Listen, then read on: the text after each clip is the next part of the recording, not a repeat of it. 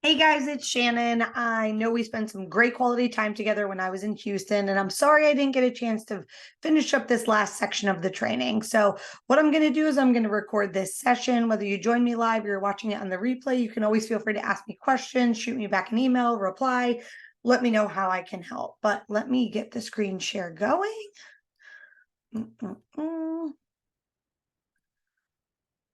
Screen share over here. And then, perfect. Make sure we got everything up. Sorry for the extra minute. Okay. You should have access to see my screen and all of the things. Okay, so we're on the last section of the training, which is about closing the deal. Sales truly in today's world, it's really not about selling anymore. It's about building trust, educating, helping people through every step of the process. It's how are you making them feel special and that you really care specifically about them? Because there's going to be plenty of people who come to your venue, they fall in love with it. It looks great, it's beautiful, and they're like, sign me up. But there's always going to be those to get to really high numbers and get high quality or selling a more luxury client.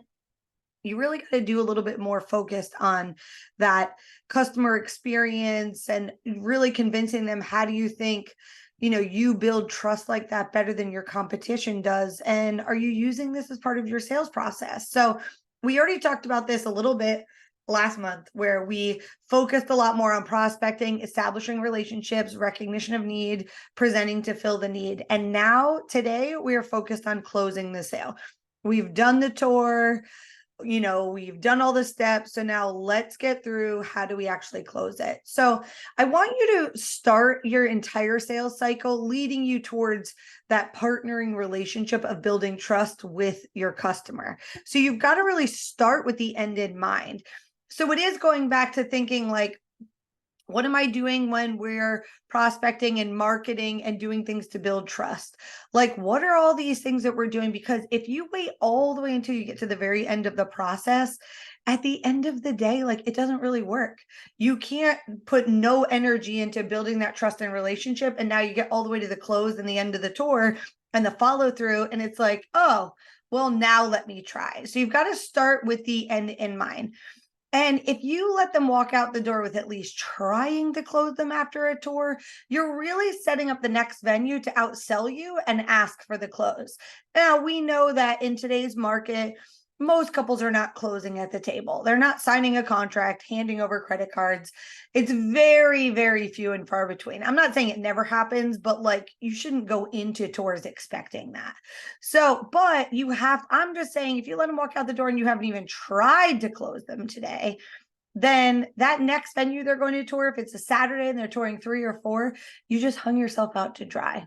So you've got to focus on earning the right to ask for the sale. So what are the things that we're doing throughout the sales process to really like have that trust built, so that when you ask for it, it doesn't feel like, oh God, why are they trying to hard close me all the way through?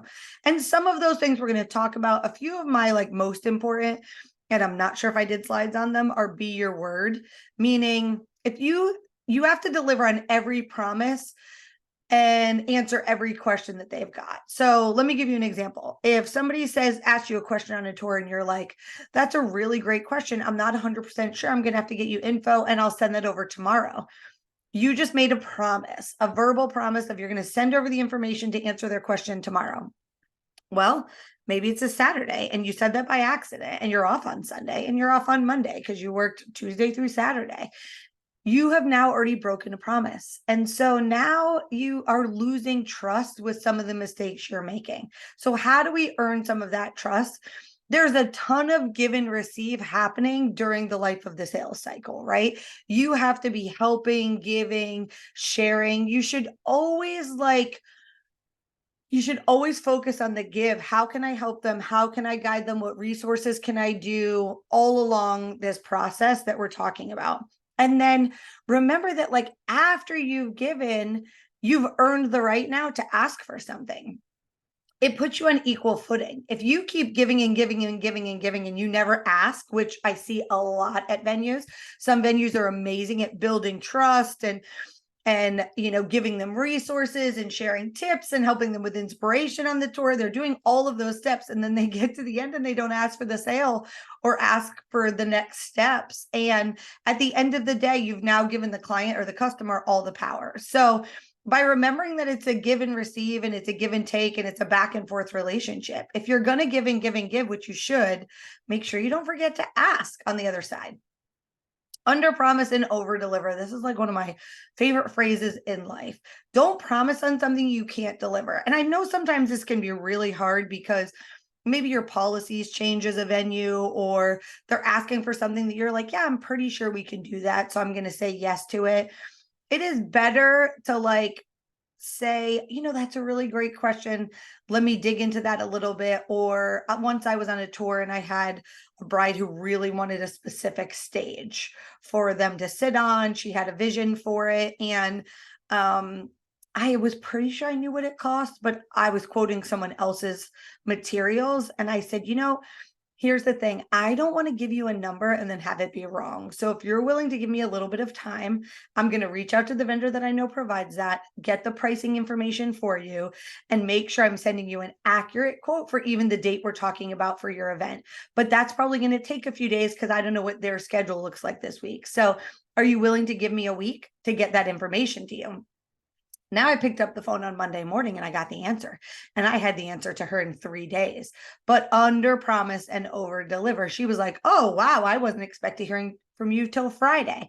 I just built that little extra bit of trust and that customer service and that customer experience that she's like, damn, they went above and beyond for me. She really prioritized me. So make sure you're keeping this. This should be like a company philosophy for your venue: under promise and over deliver. I would also tell you that even in terms of service level on event day, this is something really to think through. I'm going off topic, but I think it's important to say. So I'm going to just say it while we're here. When you are sitting there and you say to yourself, well, that this bride's going to be a lot of DIY. She's going to bring that truck full of all the things she's going to need to set out. And at the venue that I worked at, that wasn't our job. If they needed all of that done, we expected them to hire a planner. We didn't require it, but we had an expectation of it. So we said to them, listen, if you opt to not hire a planner and then bring a bunch of DIY items, you need to figure out who in your tribe, your mom, your sister, your aunt, your friends, the next door neighbor, is going to be the one setting all of that out. Because our job is to focus on making sure the venue is ready for you and everything is moving food wise, catering along schedule, rather than, us stepping away from all of those things. Well, guess what? On wedding day, they never did any of that. If we knew and we had the time, which we did most of the time, but we always under promise, because what happened if something happened? What happened if it was a day where it was raining and now we're scrambling to move a bunch of things? I really wouldn't have time to set out the place cards, but we over delivered almost every time but we told them that we weren't going to do it just in case. So this is it became our literal company philosophy when it came to weddings: under promise and over deliver everywhere you possibly can, because that's where the bad reviews come from, when you over promise and under deliver on the other side. Now you get to the end of the sales process and there's no magic one phrase that'll close the deal, but there's definitely some techniques that you can use when you're sitting down at that table and you're go over pricing and information and whatever, that there's some different sales techniques that you can use that will get you a little bit along the way. I know we've got a few people who joined us live. If you're here, I have the chat open if you have questions, but I am recording this. So if you're catching this on the replay, that's fine too. So there's no exact way that's a hard close anymore. 10, 15, 20 years ago, you'd go for sales training and it would be say this and say that, and it would work, most of the time. But it's just not the world we live in anymore. So what I'm going to do is give you some different techniques that can increase your odds of moving the sale forward. One of them is to summarize what you've heard. When you finish the tour and you sit down at the table with them again and you start going over pricing, packages, all of that information, I want you to really start reiterating the things that you've been hearing them say.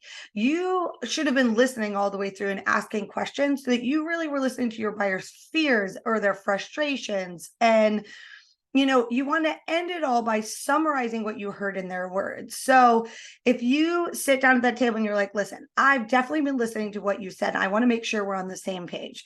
So what I've heard is that we're inviting 150 people, but a lot are out of town. So we're expecting about 100 to come. So would it make sense for us to budget around 100, in terms of the food and beverage pricing? Yep. Okay.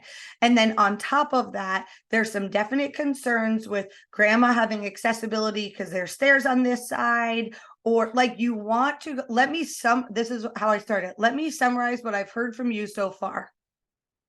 You go through the summary of the things that were important to them, the things they did want, the things they definitely don't want at their wedding and event. And at the very end of that, you say, now, did I get that right? Your ultimate goal is for them to be like, yes, that's exactly what we wanted, because you've been asking questions and you've been listening. But how do they know you've been listening, that you're not just like running through the same tour you do every time? So doing this, I can tell you from experience, they would literally be sitting there like, and be like, oh, she gets it. Like it was like a body language release. Like, yeah, she heard everything that we said, which is why I talked about having a clipboard, something to jot notes on as you're walking around and they're saying things. I have the worst memory. I don't know about you. I have the worst. I can't remember anything. Like, especially if it's a Saturday and I'm cranking through 6 tours. I don't remember what the first tour said. I just don't. It's not that I don't care. I just can't retain it all. So having your clipboard, taking your notes through part of the process, and then getting to the end of it and starting off with the summary of not every word they said, but what were their most important things, the must-haves, the things there, and also the things that you'd be considered like fears and frustrations, that I don't want that to happen at my wedding, at my event. Sum it all up and move on. But this requires you listening to the client. And so there's a huge difference, and you could go read 1,000 books on in between active and passive listening. I'll tell you, I had to read a lot of those books because I am a passive listener. Not anymore. I'm definitely an active listener now, depending upon the situation where we're at. But technically the experts say you can't do 2 things at the same time because neither one of them gets your focus. But when you are on a one-on-one sales situation or a phone call or on a tour, you really have to practice active listening. You can't let them start talking, and your passive listening means I'm not listening to you anymore because I already know what I'm going to say next. You have to practice active listening. Focus on the customer and what do they want for their event, not on closing the sale. This will allow you and open the door when you listen to find more ways to help them, ideas, inspiration you can give them, things like maybe some vendor suggestions based upon specific stuff. Like I would be on a wedding tour and somebody would say, oh yeah, I was looking at photographers online. I would immediately be like, so it sounds like photography is probably really important to you. If you haven't booked your venue yet and you're already scoping photographers, that sounds like that's like top of the list. And they'd say, yes. And I'd be like, have you seen anybody online that you really like? Or that you're like, damn, I love their style. And almost always that person was like, yes, I love so-and-so and so-and-so, but they're way out of my budget. And I was like, well, we've got 2 photographers on our list that have similar styles that are maybe a little bit more budget friendly, that will work with where you're trying to be at. Right. So, but it's because I listened to her casually say, oh yeah, I was looking at photographers on Instagram. I could have blown right past it and moved on with passive listening onto the next step of the tour, but I stopped it, brought it back around to build trust and become a helpful resource. But it requires listening. Do you ever struggle with listening? I know I'm actually the worst with it with my team. Don't tell them I said that, but sometimes they'll call me and ask me stuff, and it's things that are like, I hear them and I'm not really listening because I'm trying to finish the email I was in the middle of or the other thing. And I have to like actually stop and be like, I hear you. Like I have to close all the windows on the computer, or I get up from the computer and I start walking steps around my house to get steps in when we're on the phone, because I have to do active listening. And if I have something in front of me that will distract me, that's passive and it doesn't work. This is one of my secret sales moves that I really like, that you have to have the right personality for it to work. I also think if you have a sales team that's young, and under the age of 30, unless they're super confident and like sales is their jam, they're not going to love this. But let me just give you the like what it sounds like. So I'd finish the tour. I'd go through all the details. We'd get through everything. I'd build trust. I would go over and say, is that what you were thinking? Did I get that right? And they'd say yes. And I would get to the end of it and I'd say, I'll give you a few other things we could say, but if I had no idea where they were at, does this happen to you? Do you tour people and do you sit there and do you think this person could either love this place and we could be the top of their list, or I could be the last thing they're thinking, like they could hate it. I have no gauge. You have the opposite clients on the other end of the spectrum too, that she's like, it's like me when I was touring houses. I either was like touring them like, oh my God, I want this one, I want this one, I want this one. Or I'd be like, trying to be kind because it was ugly and I didn't want it. So, but you have those clients, you get to the end and you're like, I have no idea where she's at, where he's at, where they're at, where the parents are at. Like, and so I would say to them, now I've built trust and rapport all the way through, right? That's why I said you have to begin with the end in mind. If you are cold and not building a relationship with them in any way, and you can't do this at the end, but I would say to them, listen, like, so we've gone through everything, we've seen everything, we've gone over the pricing. So on a scale of 1 to 10, where 1 is like, thank you so much, Shannon, but we have zero interest in booking this venue. And 10 is like, sign me up, I'm ready to book my date. Where are you guys at? It was such a low impact. I'm not asking to close the sale. It's a temperature taker. This is really hard on Gen Z unless you've built rapport and they're like your new besties and you're following each other on Instagram already. You have to have great rapport to be able to use this. And it's really hard on young Gen Z. It really is. But on older millennial couples, they love this shit. So if you say that on a scale of 1 to 10, where are you guys at? And I would tell them what 1 is and what 10 is. 1 is, I enjoyed spending time with you today, but this venue's off the list. It's not the right fit for us. And 10 being that, they're ready to sign today. Every now and then I'd get a 10. Usually it was in between 4 and 10, anywhere in there. Nobody ever gave me a 1. But you know what? I learned if somebody was under a 6 or a 7, I didn't really even have to do a proposal. They had the pricing. We already talked about it. I'd send a sum it up email and I'd move the hell on. I wasn't wasting my time with all the follow-up because I asked this question. But again, it can be uncomfortable. It depends on your personality. It's all about tone. You can't be like, so on a scale of 1 to 10, it's all about tone. It's got to be playful. But when you're lost at the end of a tour and you're like, I don't know where these people are at. Do they like us? Do they not like us? Are we on the list? Are we off the list? Like, at the end of the day, the scale of 1 to 10 works really well. And I'm dying to know if any of you are willing to try it. It's awkward the first time or two, but then all of a sudden you get somebody who's like, I'm a 10, send me the contract. And you're like, holy shit, that worked. Or the next step to this is they'd say, we're like an 8. And I'd be like, an 8, you're already there. Awesome. So what else do we need? What other questions do you have to answer to get you from an 8 to a 10? And now they start to tell me what I missed. They would either tell me well, I've got to bring my mom out here to see it. We have 3 other venue tours scheduled this week and we just have to sit down. We're going to have to work through our budget a little bit more.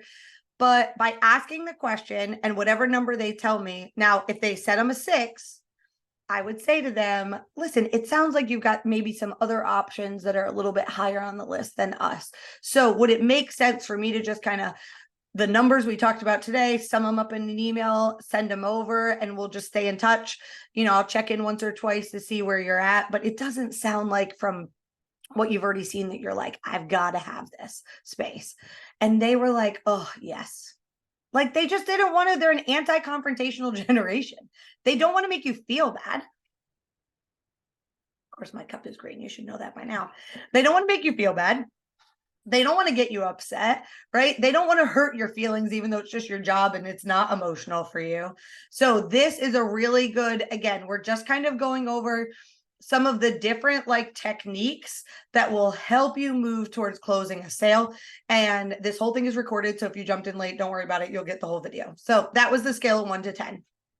The ultimate goal is no more think it overs, right? I finished a tour. At the end of every tour, the goal was I needed to know where they were at. So it was either a yes, a no, or a clear future.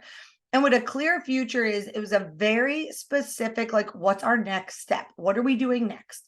What does that look like? So, and I'll give you some like great questions that we can do later, but and this is one of those things that like you have to decide as a company. Do you do a 7-day hold? Do you do a hold with a deposit? Like, what does that look like for you?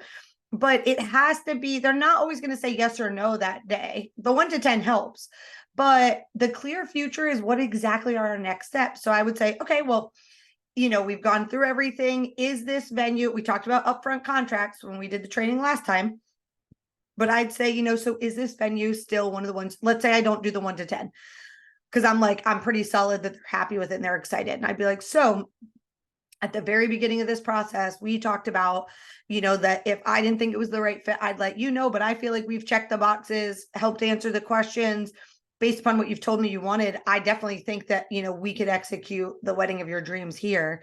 Are you guys still interested in our venue? And that would be, because I'm looking for a yes. And if they were like, if they look at each other awkward, I'd be like, if it's a no, it's okay. Like, it's okay. I just work here. It's just my job. You can tell me today. But most of the time they were like, no, yeah, we're definitely still interested. And they'd be like, no, absolutely, yes. And now anytime we got a yes or a no, I was still setting what's the next step and how are we moving forward with this. So if it was a no, I'd be like, listen, I just want you to have the best wedding that you could possibly ever have. And if our venue isn't the one for you, that's okay. There's a lot of other choices out there. I just want you to have a great wedding. And we can part ways as friends. I'll send over the information just in case you need it. But, if you have any other questions or want to reach out, how about I'll leave that door open where you can reach out to me, because I just closed not having to talk to them. I closed not having to do follow-ups. Isn't that the whole point, right? You get to the end of the tour, you've already done all this freaking work to get the lead towards you. And now we're going to get to the end of the tour and we want a yes, a no, or a clear future. And that clear future, this depends on what your normal next steps are. Maybe it's a proposal that you send over. Maybe it's would it be okay for me to touch base next Thursday, and reach out to see if you have any questions? What's the best way for me to reach out? Do you want to chat on the phone? Is it by email? Should I shoot you a quick text? Like, it's a clear future. You have to have what's the very next step. Because the ultimate goal is for you to be the best value for what they're looking for, not the lowest price. So one of my favorite sentences when price became an objection was, if price is your decision maker, we won't be the lowest. Like, if that is how you're deciding, like based upon everything they've told me, based upon them saying like, oh, it's a little higher, it's too expensive, or blah, blah, blah. Like, if price is really how you guys are making the decision, we're not going to be the least expensive. Now, we're a really great value for how much you get at that price point, but we definitely won't be the lowest price. And this is why it's important for you to know your competitors' packages and inclusions, compared to your pricing. You have to know the market. Who are the people that you get compared up against the most, and what are they including, and what do their packages look like? Because what if they are a better value than you? What if you're both at $8,000 for the rental, but they include a whole decor closet and linens and all of that stuff? And it's like, holy shit, they're smoking us on value. Price is the same, but the value is higher there. So then does that mean you're going to lose the sale? You've got to be knowledgeable when it comes to that stuff. So there's a lot of ways to add value for super low cost. I just kind of dumped this slide in because I've got a few ideas of things we've done with some of the venues that I've worked with. We've added things like a menu card. So simple. We picked, there was 6 fonts for them to pick from. Because we did catering where I work. So if you offer catering, this is great. Or even if you don't, it would be just a menu card of here's what it looks like. We would print them. It was either on white or ivory cardstock. And we would print them, we would cut them, and we would put them in the menu cards. It folded into the napkins. Cost next to nothing but printing and a little bit of time to lay it out. We just needed the menu. Other things that we have done at other venues, gold or silver acrylic chargers, the super cheap ones, they're like $1.25 each. They're it's a charger. It's not a dinner plate. So you just wipe it off with, a wet wipe, an antibacterial wet wipe, put it back in the closet. They were such a great value. So many couples wanted the chargers, but they couldn't afford the glass ones or the expensive ones to come in. So we bought a set of gold and a set of silver, and that was it. And they were an easy throw in if it helped close the sale. If your venue allows things like sparkler exits, we were getting really frustrated because they were always buying the wrong sparklers. So we decided to include them. We could buy them in massive bulk. We already had the little torches. We had the right length, because they'd either buy the ones that were like this long and they'd take forever, or they'd buy the ones that were like this long and then they'd burn out and not get the photo. So we were like 18 inches. We want to control it. And so we went and bought all the sparklers. So we controlled it, the buckets, the things. So it allowed us to control a process. But for them, it was like, it includes the sparkler exit or the bubble exit. I mean, what do bubbles cost, right? If you're buying them in bulk, and like, think like sparklers are different, but think like bubbles. They blow it a few times, put the lid back in, like whatever, you could just reuse them. Easy peasy, right? A few other little things to add value. You could put like Bluetooth speakers in the ready rooms and make some playlists on Spotify. I've got a bunch of playlists on my personal Spotify, but you could do a few different vibes of playlists. I was a hotel, and so this may not apply to everyone, but when as a hotel and a resort, we wanted all their guests to come and stay. So we actually printed them complimentary save the date cards. So what it was it was a card that it was the whatever picture they sent us on the front of it. And then on the inside, it was like a fold over card. On the inside was all the hotel room information. And so we printed them for them, gave them the cards and the envelopes, and it actually made us more money. Because more people stayed at the hotel, because we were getting them out with the save the date instead of with the wedding invitation. So the rooms were getting booked earlier, more people were staying for each wedding. It was super helpful. So what are the things you can kind of think of? Even like added value could be that you host an open house 3 times a year with all of your preferred vendors where the couples can come meet them. It's free for them to come, have a date night out, food, drinks, make it fun. That can be a great value that venues in your area don't do. We've done design meetings, like if you offer a bunch of rental stuff, having them come in to do like a design thing, and even potentially all-inclusive packages could be really helpful when it comes to some of those things. But it's really ultimately the idea, and if you guys have any idea, just drop them down in the chat, of like, how do you add value to your venue to make sure that it doesn't cost you a lot of money, but from the client perspective, what are the problems you're solving for them in advance? And maybe problems that are specific to your venue, like specific to, like my venue is kind of out in the middle of nowhere. So I was like, how do we solve the problem where like they don't really have access to, I mean, this sounds so stupid, but like obviously we had waters we sold at the house, but in the honeymoon suite we put in like a little mini cooler full of waters, because at the end of the night we don't drink tap water in Florida. It's terrible. So at the end of the night, when they're exhausted and come back to their honeymoon suite from the wedding, they might have already drank the 2 bottles that came with the room, but by giving them that little something extra, it's solving problems, right? When you're having all these sales meetings and going over things at the end, another little easy technique that can be used is the awkward pause. I don't know about you, but I have an Irish Catholic mother and she does it to me all the time still, and I'm in my 40s. So sometimes when I finish talking, and it's usually when I'm in trouble for something or something I should have done and didn't do, but when the client tells you something they want or they're looking for, or you're going over the budget, let's use it for the budget step. So you've gone over the pricing, and they're like, oh yeah, that looks really good. Just shut up for like 3 extra seconds, like 3 long seconds. And sometimes they start talking again, because there's a tendency psychologically for us to fill in when there's silence. And so if you just give it that 1 extra beat longer, the customer will keep talking about things, and they'll often reveal some really key pieces of information that might help you close the deal. So just remember, it's like so subtle and easy. Like, oh, I did it. You wouldn't even notice. Like, really, you wouldn't. We'd be sitting there and you'd say something like, I'd be like, oh, have you thought about if you're having a DJ or a band? And they'd be like, oh yeah, we're definitely having a band. Well, we love bands because I just gave it that extra second. Yeah, we want a band, because they just start to fill in.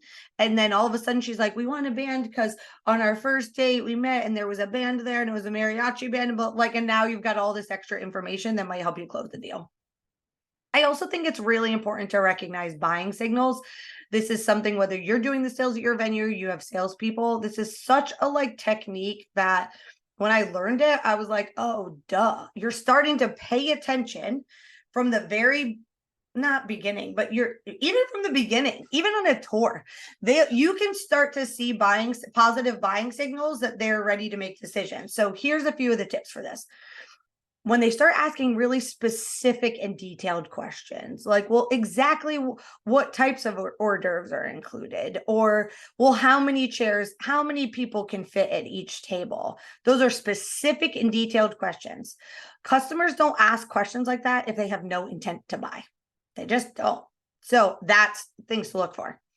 When they start asking you very simple questions like, well, what's the next step in the contract process? Or can I see a copy of your contract? Or how do you handle deposits? How much is the deposit? Those are buying signals. It's time to stop selling. They're pretty much sold. You're right there already. But I think what happens is when people miss these buying signals, they keep like doing their regular stuff instead of shutting, and they talk them out of the sale instead of just shutting up and moving it towards the close. Some of the subtle ones from a body language standpoint is they start nodding along to what you're saying, like you're talking and they're doing this. That happens, right? Like, and someone starts doing that, it's like, oh, they're totally agreeing with everything I'm saying. Another interesting one that's a little more subtle is they start asking about the company. How long have you guys been in business? How long have you worked here? What did you do before this? Who else is on the team?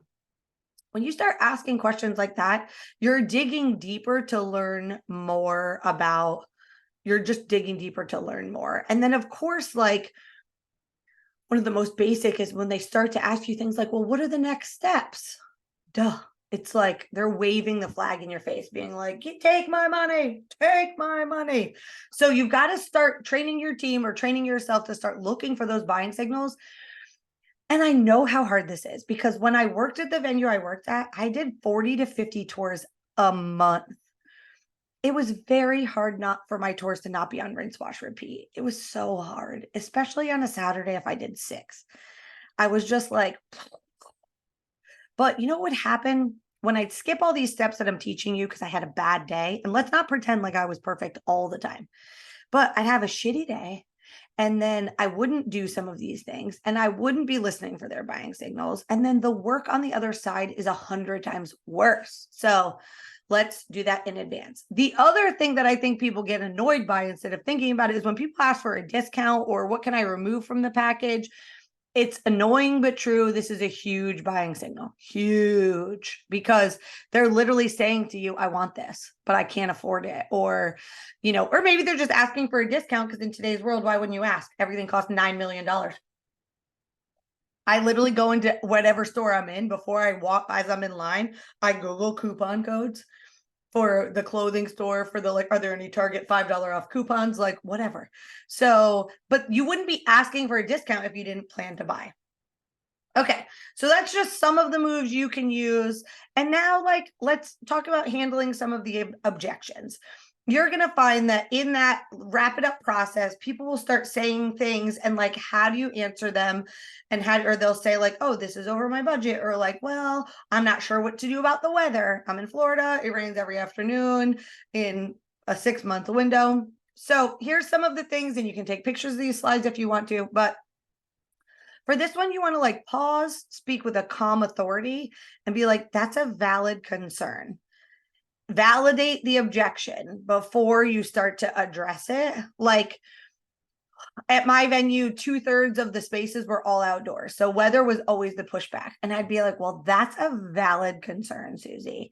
It seems like you're really concerned about everything being, it seems like you're really worried that the wedding day is going to be a full washout. But when you're looking at months like January and February, it's the driest season in Florida. Of course, there's no guarantees, but if you were asking me the same question in August, I would definitely be concerned right there along with you. But you validated it before you start to like tell them why it doesn't really matter anymore and to go past the objection. Another thing you can do, depending upon the objection, is get permission to address the objection. So I'd say, well, can I bounce a few thoughts off of you? So let's say they say, well, the ready room's a little bit small. And I'd be like, you know what? I would kind of go back here. That's valid. It's not the biggest space, compared to some of the other venues I know. But can I bounce a few, thoughts off of you or ask you a few questions? And this like neutralizes, like, can I bounce a few thoughts off of you? It's like, we've already solved that problem 42 times. It immediately like neutralizes them. And instead of them being defensive about it, they start to like be receptive of a new way of thinking. Because I'm going to give you ideas and suggestions. So let me bounce a few thoughts off of you. What if we, instead of your honeymoon suite, what if we spend the extra $150 to upgrade it to a 1-bedroom suite? You can do hair, makeup. You have all the space in the world that you need up in that room to get ready, to do all of those things. And then what if we just use this room down here more like a holding room, and you guys come down and you really just put on the dress here, but then everything else is up in that suite. And then you don't have to worry about, you don't have enough space all day. And they're like, oh, yeah, that would make total sense. So can I bounce a few thoughts off of you of like ways you can solve their problem? This one's a little more sales aggressive, doesn't really work with Gen Z, but is fine with millennials. But you want to isolate the objection. So let's say I'm going to use chairs. I can't fix carpet because it's freaking carpet. But sometimes people didn't like the chairs in my ballroom. So I'd be like, well, if somehow we figured out a way to bring in the chairs you're looking for at the lowest price of an upgrade that we could, are there any other concerns before we move forward? They're like, oh, wait, what? You can bring in the chairs I want? I can swap them out? But it's like, I'm going to solve that problem, but are there any more?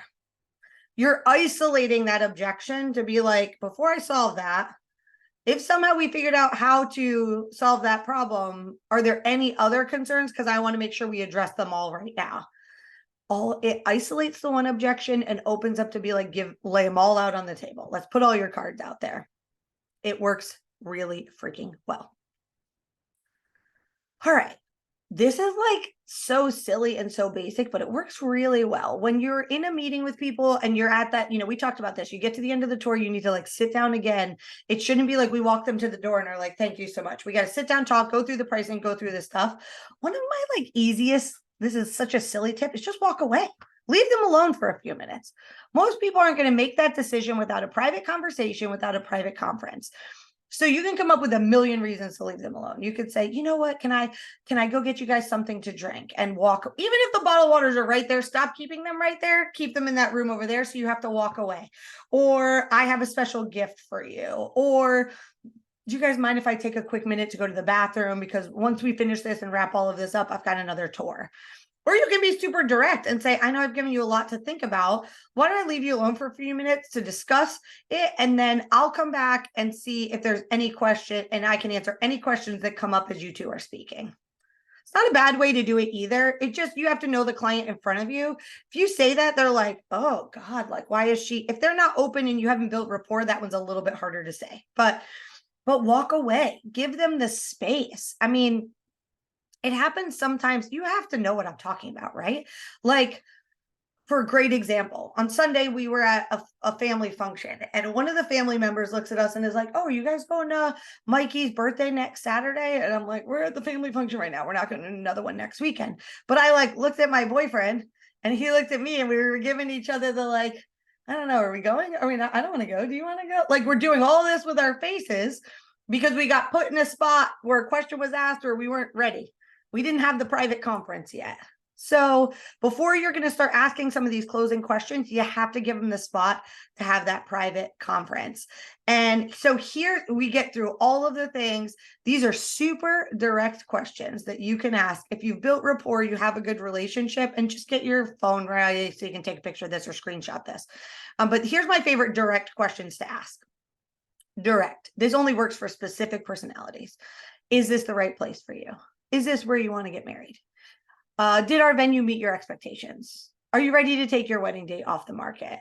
I'd love to work with you. Are you ready to reserve your date? If you're the person who works with them all the way through, that one works really well. But these are just very like direct. When they're like 1 to 10 and they're a 9, you're like, let's go. Like, let me just ask the right questions to keep this moving onto what the clear future is. But you don't even have to direct ask for the sale, which these ones are a little bit more ask for the sale. Pay attention to who's in front of you, though, because if they're like super introverts, anti-confrontational, and you start to say like, is this where you want to get married? And you haven't given them a minute to confer with each other, or you only have the bride and her mom there and the groom's not there yet, you can't ask this. because you don't have all the right people maybe in front of you. So here's a few other questions where you can be a little bit more suggestive. My favorite one of this is number 2. So you can say, how would you like to move forward? But I like to make it like it's we and we're doing it together. What do you think we should do next? All these other ones work great, but that one is the one that I have found that they know what to answer. Well, we're going to go tour those other 2 venues, but send me over the proposal. They literally tell me what we are going to do next in terms of the clear future of us moving forward. So these ones work really well. You can say things like, well, of the 3 packages, which package, do you think you'll be going with? Or I would say, like, do you think instead of are you going with, because maybe they haven't decided. A few other questions, unless you have any more questions or concerns. I think we're ready to get started. Tell me your thoughts. When can we begin planning? Are you ready to move forward? I can send the contract to reserve your date today. Ooh, that's only when they're at 10 on the scale of 1 to 10. Don't do that if you're not sure.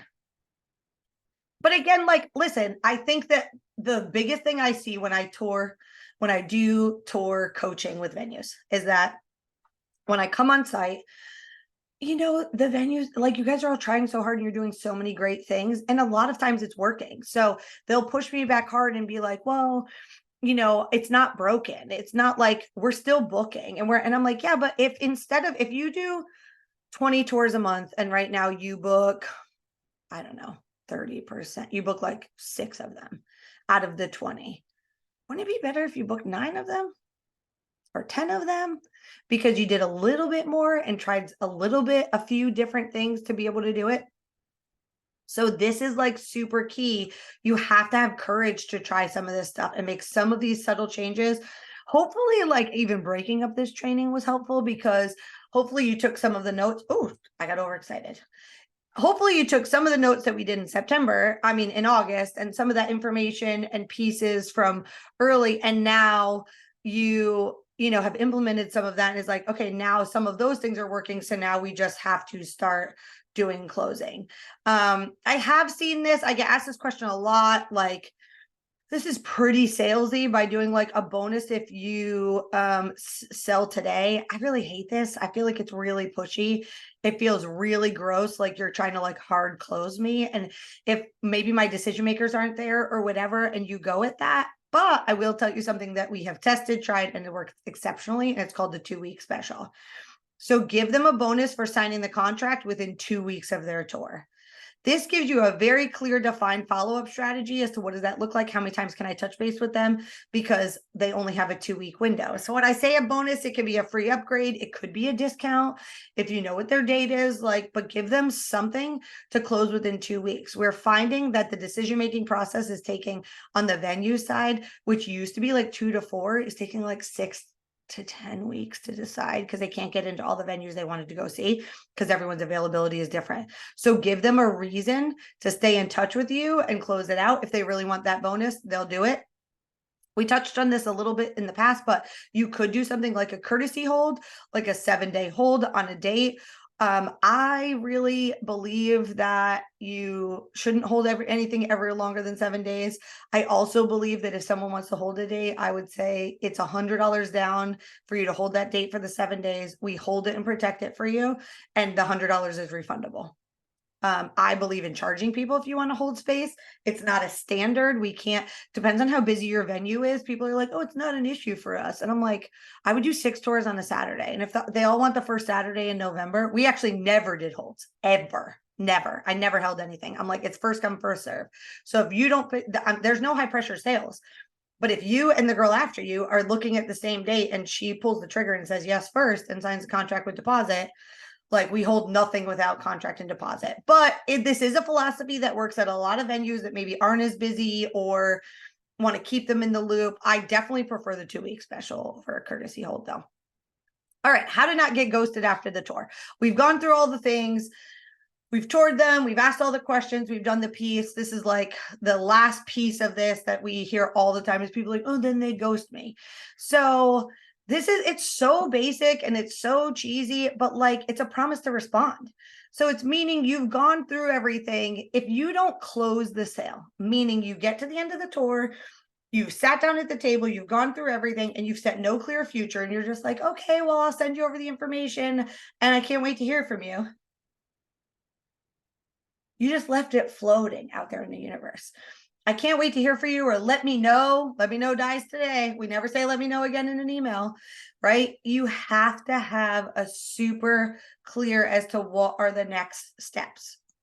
So I used to make them pinky swear me. This is so cheesy. Oh, it's nauseating. But I actually did this to somebody last week and it worked really well. And I'm like, again, you have to have a rapport and the right personality. So sometimes I say stuff like this and people are like, that's stupid, Shannon. I'm not doing that. And other people are like, I love that. We would get to the very end of the tour and I would say to them, exactly kind of what I've said to you guys is that, like, listen, I know I said I'm going to send over the proposal. You might have questions, you might not, because I did my job so good and I've answered every question you could have ever thought of. Here's the thing.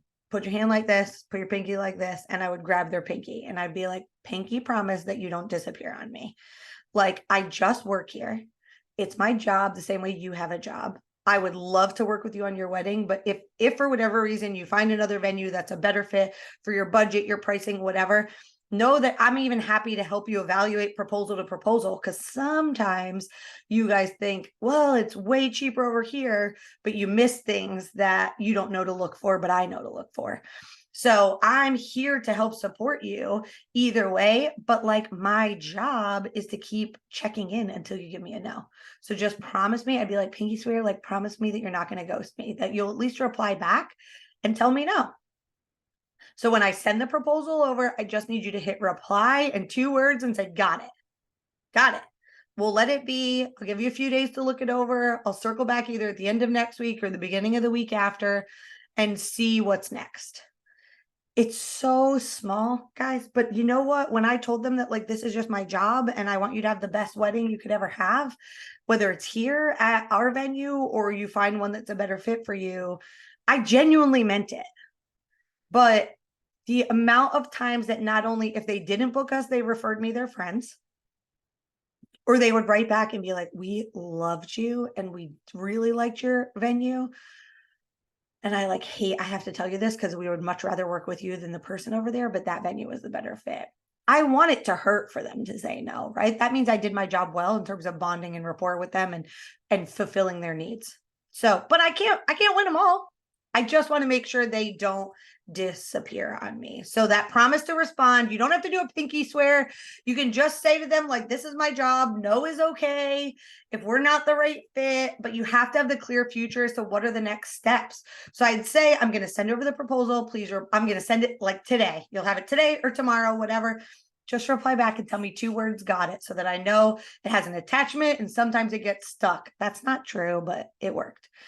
And I'd say, and then, is it okay for me to follow up with you next week? And they were like, yeah. I'm like, would it be better for me to email you or call you? Which would you prefer? Or text you? So those are the things, but you need to get the promise to respond. It is a commitment to say, yes, Shannon, I'm going to be there. Yes, I'm going to show up where you say. So we get to the end of the tour. You've done all your work. The clients have left. I need you to go and clean up your notes. Anything you've written down, I want you to go into your CRM or spreadsheet or whatever you're using. It's a really good habit to learn this as early as possible, because if right now you're a 1-person show, but at some point you have a sales assistant or an event manager, they're going to need all that info. They're going to want to know how they met, whatever information you've got, like brides. We put in notes, bride's mom is a peach when she was an asshole. I know that sounds terrible, but if anybody ever saw the file, they'd be like, oh, that's cute. They called her a peach. Peach meant you were an asshole at my company. So we had all these secret code words of things we would put in there so that my coordinators and my event managers knew walking in, she'd get the file and be like, got it, mom. All right, I'm prepared for that meeting when mom shows up. But you have to do it when it's fresh in your mind. If you don't like dump now, so make sure you're timing your tour so that you have enough time in between to go over all of these things. Write it down. It should only take 5 to 10 minutes. You can make a fast, dirty template. We had a copy paste that matched my piece of paper, and I would just shove in any notes I could. Make sure you're writing down their hot buttons, what's most important to them, what are their biggest concerns, and who are the decision makers. Like, those are really important pieces. If mom's the decision maker and she's on the tour and you didn't have her email, I want you to say, Oh, would you like me to copy you on the email, when I send the proposal? Oh yeah, let me get your email address. Oh, so now I've got a decision maker into my notes. Make sure to thank them. We used to actually do a handwritten card after every tour, which is why I asked for their address on my note sheet. So we literally did a handwritten card every single time that we did. I actually would take a picture of them on the tour at the ceremony space, and we would use a website called Postable.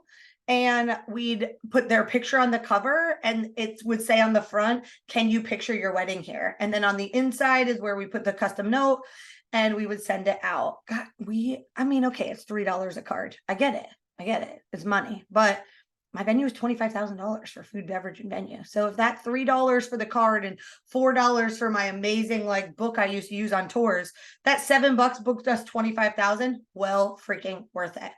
Make sure to follow up and send them anything you promised them. This is if you promise them vendor referrals or any questions or any information. This is super important because like we said from the beginning of this, under promise and over deliver.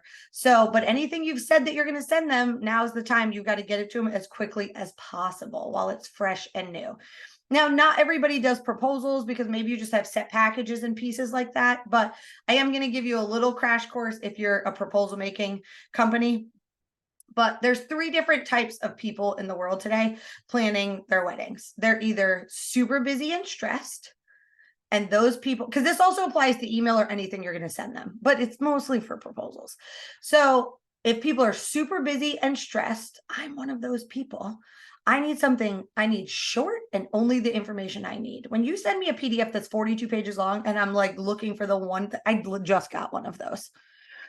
It was so long. If she had broken it into 5 and changed the file names where it was this one is for you to order these things, this is where you order the power, it was for a trade show. But it was 42 pages. I'm scrolling and scrolling and scrolling. You have just irritated me. Now I'm forget it. I'll just figure it all out on my own. So people who are super busy and stressed, make sure that what you send them is short and only the info they need. People who are super new and confused, meaning they're I'm so lost in the wedding planning process. I'm the first of my friends. I don't know anything about this. They need information that's a little more detailed, maybe a few more FAQs, things like that. And then you've got the couples who are super anal and detail oriented. You know who I'm talking about, right? That girl who used to come with a binder, she doesn't anymore, but she sends 6,000 questions. Those proposals and emails should be long and every single detail. Give them everything: sample timeline, flow of the day, sample floor plans. Give them every freaking resource you've got on the front side. But if you send that to the busy, stressed person like me, I don't really care about my timeline of my wedding 18 months from now. So think through. We used to we literally put on our tour sheet B&S, N and C, or A and D. And I just circled one. They were either anal and detailed, new and confused, or busy and stressed. So I knew what the follow-up needed to look like. You want to personalize whatever you're going to send to them as much as possible: pictures, color palettes, and just make sure you're including calls to action. Alan Berg taught every single one of us that you don't finish any email without asking a question every single time. So make sure there's the call to action. What's the next steps for them to do? If you're writing proposals or emails, get rid of everything they don't care about. Remove it all, because you're potentially talking them out of the sale. Maybe you're sending over a vendor list when they didn't ask for one, and they're like, "Oh God, it's too much to think about right now. I haven't even picked the venue yet." Just remove everything that's not important to them. I also am a believer in assuming the close and sending a contract link. If you're using a CRM like Dubsado, 17 Hats, Honeybook, whatever, if you send a proposal through that system, it goes proposal to contract, contract to invoice, check, check, check. So it's also okay to send a proposal in a way that they can accept it, pay the deposit, sign the contract in one big swoop. I worked for a hotel. We used 1987 software. We couldn't do that, but I'd send over the proposal and say, "Hey, here's all your questions. Here's all your info. I'm going to send one more email that talks about the next steps. And so if and when you're ready, you can always refer back to it." And I would separate that. And I'd say the next steps are: you confirm the guest count, put in writing the exact date that you wanted and day of the week. We just needed a few things in writing to confirm things, and then we'll send over the contract. So, we hammered follow-ups pretty hard on the front side, but it's the same challenge following up after the tour. You can automate this a little bit, but It's frequency, flow, making sure you have a set cadence as a company, but it's all about what did that conversation, where did it land, and making sure that you're sending memorable post-tour messages. It's a little bit different after they've already seen the property, met with you, and they have a different feel. So maybe focus your messages on like why the clients you have, current clients, picked you. Like ask them. They would say things like, you were so honest with us, Shannon. You really listened to what we wanted. You can share your links to reviews and testimonials. If you've got a good testimonial video, this is a great time to share it after the fact. You can share no strings attached resources. That'll demonstrate your generosity. We talked about this a little bit, like if they're concerned about rain, I send them the link to the Farmer's Almanac or the weather app. Here's the 3 weather apps we use for tracking here at the hotel. And we wrote a blog post on ways to weatherproof your wedding. So rain was a constant conversation in my world. So I had all these resources lined up. So if that bride was concerned and not making the choice because of weather, I could send her all the things. So tips, articles, real weddings, videos, Pinterest boards.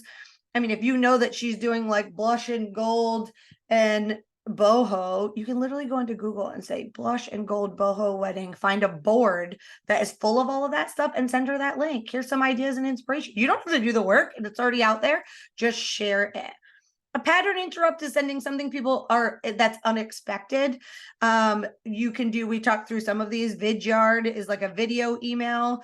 You can do an email from the owner. So let's say that you're not the one, you're the owner and you're not the one touring, and they're not getting a response. Maybe you can send an email, but you can brainstorm some different ideas, share and think through the content you already have. If you're making reels or you have photo albums on Facebook or testimonial videos behind the scenes, your reviews, you already have them, so share them. But repurpose the stuff you already have. You've already written this content. And if you're somebody who's like, we don't blog or we don't do any of that now, maybe the only ones you create, instead of worrying about real weddings, is you create the ones that actually you can use as resources. But being real, people buy from people. They don't buy from impersonal brands, right? Like your wedding. I'm not purchasing my wedding on the back of a brand. It's important, but they buy from people. The amount of couples that I stole from other venues because they fell in love with me was exceptional. Our venue wasn't better. And for that couple, it was the relationship. So maybe when your pattern interrupt emails is share a story of your top 3 wedding moments. That I'm like, hey, I hope the wedding planning is well and you're getting all your tours done. I was just thinking about this the other day. Here's 3 of my favorite wedding memories. Terry was like, I hate everything about heels. And she looked at me in the middle of cocktail hour, was like, can I put on my Reeboks? And I climbed underneath her dress and we had a very quiet, intimate moment, but I got those Reeboks and socks on and we never looked at those heels again. It shows service, relationship, how much we cared, how we listened. Be real with people. Get them to follow you on social media. This is like an easy, lazy follow-up. If you're putting time and energy into Instagram, TikTok, Facebook, you can do this on the tour is a great place to do it, but you can also follow through. And then you can add them to your favorites so you can interact with them. But you need to come up with some of the objections that maybe somebody might have, and then write some unexpected post-tour emails, right? That are like, your venue, what are the objections? What are they thinking? Is it price? Maybe you give them a sample budgeter. What does an entire wedding cost in your market? Maybe you say, you know what? We have a list of affordable vendors in every category. Every market's the same, right? In Central Florida, I have the bougiest cake people, the average pricing cake people, and I've got a few that do a really good job, but they're newer. They're only about 2 years around, so they're way less expensive. So if price is an objection, maybe you have like a list of bomb-ass vendors that you can send in a post-tour email that is a list of affordable vendors. Ultimately, you've got to be focused on the customer experience all the way through this sales process. How can you make this stage awesome? I think once people sign up as companies, we do such a good job of focusing on their overall experience, but we don't always do it as part of the sales process. So those handwritten thank you cards from you, from the owner, the photo of them in the space. Okay, maybe you don't want to print cards, but put it in an email. That's easy. It costs nothing. Maybe you send them a booking gift after they book. One of the venues that I worked with used to do one of those custom hangers with their new last name. was on were like super popular. I'm not saying they don't do them anymore, but not as much. They used to buy them on Etsy. They had an Etsy dealer. They got them for 15 bucks a hanger, and she would ship them directly to the couple. But it was also a $70,000 venue, food and beverage. Like, it was a bougie luxury venue. You could do confetti in an envelope, be like, throw this up and make a gif of yourself celebrating that you've picked your venue. Think about how you can make the customer experience amazing. And I promise you, you will book more. I know we've seen this already when we were doing the other things. The sales process has a lot of steps to it, but you guys are doing great already because at least you're putting the energy to learn for your business.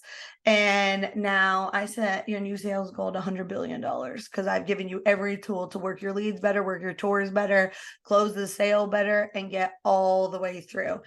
So my last question is, of all these things you've learned all the way through the process, what is the biggest change you're going to make?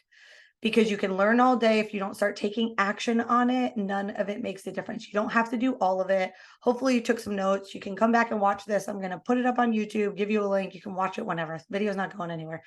I mean, I'm not saying it'll stay up forever, but use it, take notes, take all the information, but decide what you're actually going to change within your business, because I know we all have a lot of idea. I literally just went to a conference last week.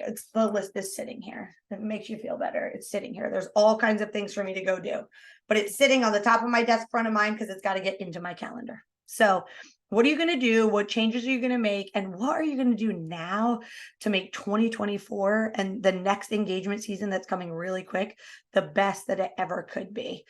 I hope you got some great details, some information. I'm really sorry that I didn't get the chance to finish this in person. We do have the chat live. I know we've got a few people here live. I'm going to stop the recording. If you have questions, please feel free to ask me. I'll stay on for a few, but for those of you watching this on the replay, I really appreciate the time, your investment to come, and I'm glad I was able to provide the rest of the training and finish it out.